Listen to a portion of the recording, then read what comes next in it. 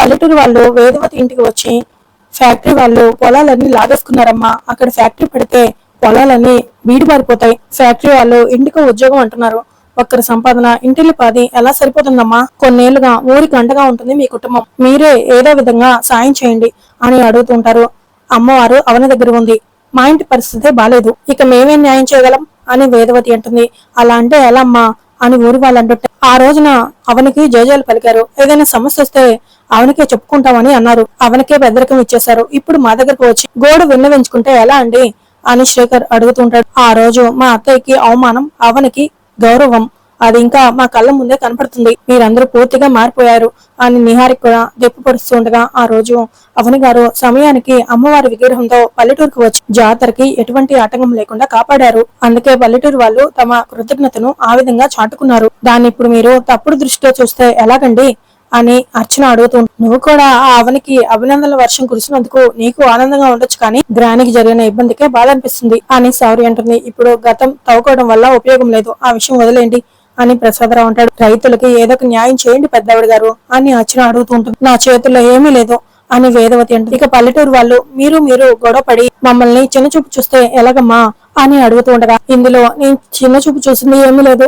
ఆ అవని వల్ల మేము కూడా ఆస్తుల్ని పరువు పోగొట్టుకుని రోడ్డుని పడాల్సిన పరిస్థితి వచ్చింది. ఆ అవని ఎదురింట్లోనే ఉంటుంది, దాని దగ్గరికి వెళ్లి మొరపెట్టుకోండి అని వేదవతి చెప్తూ ఉండగా, ప్రస్తుతం అవనే మీ సమస్యకు పరిష్కారం చూపించగలదు, మీరు వెళ్ళండి అని ప్రసాదరావు కూడా చెప్తూ ఉండగా, ఇక్కడేం తోలు బొమ్మలాట జరగట్లేదు, ఇంకా చూస్తూ నిలబడ్డారు, వెళ్ళండి వెళ్ళండి, చూస్తారంటే వెళ్ళండి అని కృష్ణ కసిరించుకుంటూ ఉంటాడు. ఇక అంతలో అవని సుజాతను తీసుకుని కారులో ఎక్కడికో వెళ్దామని వెక్కబోతూ ఉండగా ఇక పల్లెటూరు వాళ్ళు వచ్చి అవనమ్మ నమస్కారం అమ్మా అని పలకరిస్తూ ఉంటారు. మీరా బాగున్నారా అని అడుగుతుండగా, ఏం బాగుంటావమ్మా, చంద్రగ్రహణం సూర్యగ్రహణంలా పల్లెటూరుకి ఎప్పుడు ఏదో గ్రహణం వస్తూనే ఉంటుంది అని అంటూ ఉండగా, ఏమైంది అని అవని అడుగుతుండగా, పల్లెటూరులో కట్టబోయే ఫ్యాక్టరీకి కొంతమంది రైతులు డబ్బులు ఇస్తామనేసరికి ఆశపడి సంతకాలు పెడితే, కొంతమంది వాళ్ళు బెదిరిస్తే భయభ్రాంతులై సంతకాలు పెట్టారు. పేపర్ల మీద సంతకాలు మా నుదుటి రాతని మార్చేసాయమ్మా. చివరికి రైతు కూడా అన్నమో రామచంద్ర అంటూ తూర్పు తిరిగి దండం పెట్టుకోవాల్సిన పరిస్థితి వచ్చింది. వేదవతి గారి దగ్గరికి వెళ్లి అడిగితే ఆవిడ తమ పరిస్థితి చెప్తున్నారు కానీ మా పరిస్థితి గురించి ఆలోచించట్లేదమ్మా. విగ్రహం మీ దగ్గర ఉందని ఆగ్రహంతో మాట్లాడుతున్నారు. ఆ రోజు జాతరలో మీకు జయజయలు పలికావంట, వారికి గౌరవం ఇవ్వలేదంట. సమస్య అక్కడ చెప్పుకుంటే పరిష్కారం ఇక్కడ చూసుకోమన్నారు. మీరు దయదలిస్తే కష్టాలు గట్టెక్కుతాయి, మీరు కూడా దయతలచకపోతే జనాల సవాలు పడెక్కుతాయమ్మా. ఎందుకంటే వివరించుకోలేదు, ఏం చేయాలో అర్థం కావట్లేదమ్మా అని రైతులు బాధపడుతూ ఉండగా, సమస్యకు పరిష్కారం ఆ ఇంట్లోనే ఉంది, మా ఇంట్లో లేదు, అందరం కలిసి మాట్లాడదాం పదండి అని అవని వేదవతి ఇంటికి వచ్చి, వేదవతి గారు బయటికి రండి అని పిలుస్తూ ఉండగా, నేను చెప్పానా మన ఇంటి ముందుకు వచ్చి అరుస్తుందని అని కిట్టు అంటాడు. ఇది కుటుంబ సమస్య కాదు, రైతుల సమస్య, అనవసరంగా గొడవ పడకండి అని ప్రసాదరావు అరుస్తూ ఉండగా, అమ్మా సామరస్యంగా మాట్లాడి పంపించేద్దాం, లేదంటే రైతులు పల్లెటూరుకు వెళ్లి మన గురించి బ్యాడ్ గా చెప్పుకుంటారు అని శేఖర్ అంటాడు. కొత్తగా బ్యాడ్ అయ్యేదేముంది, ఆల్రెడీ అయిపోయాక అని నిహారిక అంటుంది. సరే సరే వెళ్దాం పదండి అని అందరూ కూడా బయటికి వచ్చి, ఏంటి మర్యాదస్తుల ఇంటి ముందు ఏంటి మీ గోళ, ఇక్కడైనా మమ్మల్ని ప్రశాంతంగా ఉన్నవరా, ఏమనుకుంటున్నారు మీరు అని కిట్టు అరుస్తూ ఉండగా, ఏంటి ఎందుకు పిలిచావు అని వేదవతి అడుగుతూ ఉంటుంది. రైతుల్ని మా ఇంటికి ఎందుకు పంపించారు అని అవని అడుగుతూ ఉంటుంది.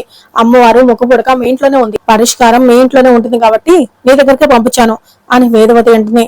అమ్మవారిని నేను లాక్కున్నానా, ముక్కు పుడకని నేను దోచుకున్నానా, ఆ రోజు నువ్వు వద్దనుకుంటేనే కదా మా ఇంటికి తెచ్చుకున్నాను అని అవని అడుగుతూ ఉండగా, నీ అహంకారం దెబ్బతినడం వల్ల అన్నపూర్ణదేవి మా ఇంటికి వచ్చింది, లేదంటే నీ దగ్గరే ఉండేది కదా అని సుజాత కూడా అడుగుతూ ఉండగా, మా ఇంటికి తెచ్చుకోవడానికి 2 సార్లు ప్రయత్నించాం, మాయలు మంత్రాలు వేసి ఆపుకున్నారు కదా అని వేదవతి అంటుంది. ఇక దాంతో అవని శాఖతో చూస్తుండగా, బుద్ధి లేని మాటలంటే ఇవే అని సుజాత అంటుంది. మా అమ్మని ఏమైనా అంటే మర్యాదగా ఉండదు అని కిట్టు అంటాడు. చూడత్త, అమ్మవారు మీ దగ్గర ఉంటేనే సమస్యలు తీరుతాయి, అది నువ్వు అర్థం చేసుకో అని అవని అంటుంది. అంతలో అర్చన కలగ చేసుకుని, అవి జరగాలంటే తాళపత్ర గ్రంథాల్లో సూచించినట్లుగా అక్షయ రావాలి కదా పెద్దమ్మ గారు అని అర్చన అంటుంది. అక్షయ మీ మనవరాలు అని ముందు మీరు ఒప్పుకోండి, ఆ తర్వాత అక్షయని పట్టుకోవడానికి ప్రయత్నించండి, అప్పుడు అక్షయ విగ్రహాన్ని తీసుకుని మీ ఇంటికి వస్తుంది, అప్పుడు యథావిధిగా పూజలు జరుగుతాయి, రైతుల సమస్యలు ఈ ఇంటి సమస్యలు అన్ని తీరుతాయి అని అవని అంటుంది.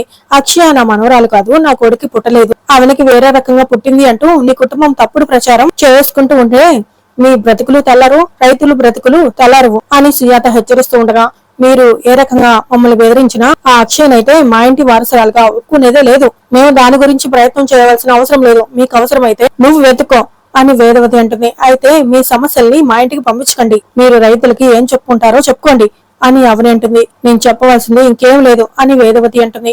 ఇంతకాలం ఆ ఊరికి దేవతగా ఉంది, ఇప్పుడు పాపం మూట కట్టుకుంటావా అని అవని అడుగుతుండగా, అదంతా నీ పుణ్యమే కదా అని వేదవతి అంటే, మీరు చేసుకున్నది ఏమీ లేదా అని అవని అడుగుతుండగా, నా ఇల్లు ఇలా అయిందంటే అంతటికి కారణం నువ్వే.